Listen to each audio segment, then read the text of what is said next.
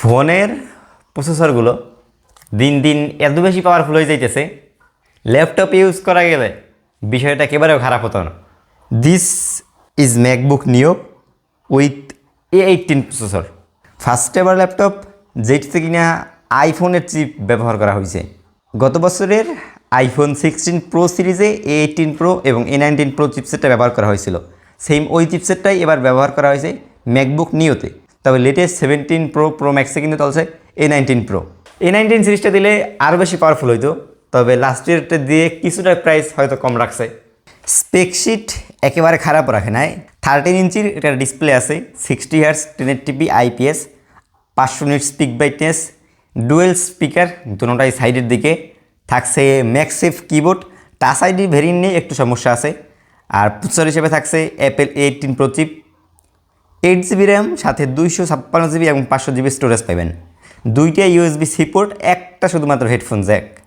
Battery ব্যাকআপটা কিছুটা কম, তবে charging speed 20 watt, যেটা অনেকটাই স্লো। আর এইটার প্রাইস অফিসিয়ালি ধরা হয়েছে 599। অ্যারাউন্ড ইন্ডিয়ান রুপিতে কনভার্ট করলে 70,000-এর মতো দাঁড়ায়। বাংলাদেশি টাকা কনভার্ট করলে দেখবেন 80,000 টাকা। আর 80,000 টাকা আমাদের দেশে কিন্তু ম্যাকবুকের ভালো অপশন আছে, M2 কাছাকাছি লেভেলের M3 1 লাখ। বাংলাদেশে কবে আসবে ঠিক বলা যাচ্ছে না, তবে যদি আসে এবং দাম 70,000-এর কমে পাওয়া যায় তাহলে একটা খারাপ অপশনও বলা যায় না। তবে এই প্রাইসে ক্রোমবুক, ইন্টেলের প্রসেসর সহ মার্কেটে যে ল্যাপটপগুলো আছে সেইগুলোর চেয়ে এইটাতে আসলে কি বেটার অফার করতেছে। নর্মাল উইন্ডোজ সিরিজের ল্যাপটপগুলো এই প্রাইস যে আসে প্রত্যেকটাতেই প্লাস্টিক বডি। আপনি 2 বছর 1 বছর ইউজ করবেন, সফটওয়্যার নিয়ে প্রচুর পরিমাণে সমস্যায় পড়বেন। প্রসেসর দেখবেন স্লো হয়ে যেতেছে, 2-3 দিন পর দেখবেন হিঞ্জ ঠিকভাবে কাজ করতেছে না। ব্যাটারির কথা বাদে দিলাম। আর এই ম্যাকবুক নিউটা যে প্রাইসে পাওয়া যায় এখানে বেশ কিছু কম্প্রোমাইজ করা হয়েছে, যেহেতু অ্যাপেলের প্রোডাক্ট এইটাই স্বাভাবিক। যেমন ওরা কোনো ম্যাক্সেফ চার্জিং সিস্টেম দেয় নাই, চার্জিং দিছে খুবই স্লো 20 ওয়াট। র্যাম বর্তমান সময় 8GB, এটা কিন্তু যথেষ্ট কম, 16GB ছাড়া আজকাল হয় না। USB পোর্ট 2টা দিছে, এখানে থান্ডারবোল্ট একটাও নেই, একটা হচ্ছে USB 3.0 নট 3.2, আর একটা হচ্ছে USB 2.0 যেইটা 2015-16 সালের। সবচেয়ে বড় সমস্যা হচ্ছে কিবোর্ডে কোনো রকম ব্যাকলাইট সাপোর্ট থাকছে না এটাতে।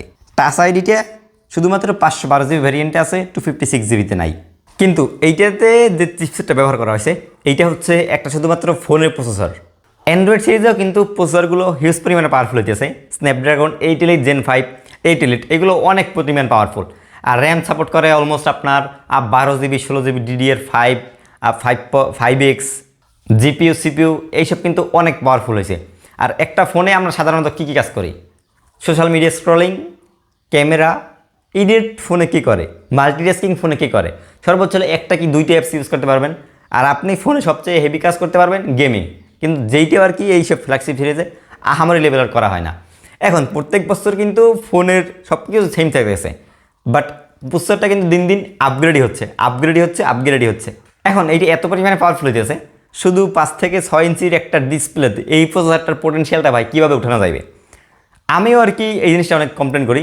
আমার S23 থেকে শুট হচ্ছে, এইটাতে স্ন্যাপড্রাগন 8 Gen 2 যথেষ্ট পরিমাণে পাওয়ারফুল প্রসেসর, কিন্তু এইটার আমি ফুল পোটেনশিয়ালটা আমি উঠাতেই পারি না। এইটার যে গেমিং ক্যাপাবিলিটি, মাল্টিটাস্কিং, আমি 4-5টা একসাথে ইউজ করব, বেশ কয়েকটা ট্যাব অ্যাপ সাথে ব্যবহার করব, কিন্তু এইগুলো কি সম্ভব এই স্ক্রিনে? এইখানেই অ্যাপেল খেলা দিয়েছে। হয়তো আগামী 2-1 বছরের ভিতরে দেখবেন স্যামসাং কিংবা অ্যান্ড্রয়েড ব্র্যান্ডের যে ফোনগুলো আছে তারাও কোয়ালকমের প্রসেসরওয়ালা তাদের ল্যাপটপগুলো মার্কেটে আনতে পারবে। কারণ এইখানে আপনার ইন্টেল বা স্ন্যাপড্রাগনের যে X Elite প্রসেসরগুলো আছে ওগুলোর যে ফোনের প্রসেসরগুলোর দাম কিছুটা কম হয়। দাম যেহেতু কম হবে, ওরা ল্যাপটপ সিরিজের দামও কম রাখতে পারবে। আর যারা আর কি ভাবতেছেন এইসব মোবাইল প্রসেসরতে আর কি হেভি কাজ করতে পারবেন, আপনার ঠিকঠাকভাবে থাম্বনেল ডিজাইন করবেন, AI জেনারেটিং কাজ করবেন, ভিডিও এডিটিং করবেন, এইসব বিষয়ে অনেক লিমিটেশন থাকবে। A18 প্রো যে চিপসেটটা এইটা কিন্তু আপনি যদি দেখেন powerful, but 4K video editing, ওইগুলো রেন্ডারিং, ফাইনাল কাট প্রো অথবা অ্যাডোবি প্রিমিয়াম প্রো এইসব সফটওয়্যার যদি আপনারা ইউজ করেন ওইখানে গিয়ে অনেক লিমিটেশন হয়। তার ভিতরে কিন্তু এইটাতে দিয়েছে 8GB অফ র্যাম, আর জিপিইউ সিপিইউর 5 কোর 6 কোর করিয়া, যেগুলো আর কি যথেষ্ট লেভেলের কম। আপনারা দেখবেন ম্যাকের যে M1, M2, M3 বেস মডেলগুলো আছে ওইগুলোতেই ঠিকঠাকভাবে এডিটিংগুলো হ্যান্ডেল করা যায় না। তবে এটার ক্ষেত্রে ভাই সেম জিনিসটা, যদি আপনাদের ফোকাসিং হয় এরকম কিছু হেভি কাজ করার জন্য, তাহলে ম্যাকবুকের এই সিরিজগুলো আপনাদের জন্য অবশ্যই না। আর এটাতে যে পরিমাণে কস্ট কাটিং করা হয়েছে, অ্যাপেল কস্ট কাটিং একটু সবসময় জানান বেশি করে, তো ওই হিসেবে লাস্ট ইয়ারে যে M3 এবং M2 এই দুইটা যে ম্যাকবুক আছে ওইগুলোর যে ম্যাকবুক নিয়োটা কখনোই বেটার না। সিলিকন সিরিজের প্রসেসরগুলো অনেক বেটার হয়ে থাকে। আর লাস্ট টাইম তো M4 নিলে আপনি 16 GB র্যাম পাবেন। M4-এর দামও এখন অলমোস্ট বাংলাদেশে 1,10,000-এর মতো চলে। আর নিউটা যদি প্রথম মার্কেটে আসে তাহলে 80-90 হাজার টাকা ইজিলি ক্রস করে ফেলাইবে। আর 80-90 হাজার টাকা খরচ করলে আপনি কিন্তু সেকেন্ড হ্যান্ড মার্কেট থেকে M3টাও পারচেস করতে পারবেন। তো ইন্টারন্যাশনাল মার্কেট অনুযায়ী ম্যাকবুক নিউটা ঠিক আছে, তো বাংলাদেশে আসার পর যে প্রাইসিংটা থাকবে ওইটা নিয়ে দ্বিধাদ্বন্দ্বে থাকাটা একেবারেই স্বাভাবিক।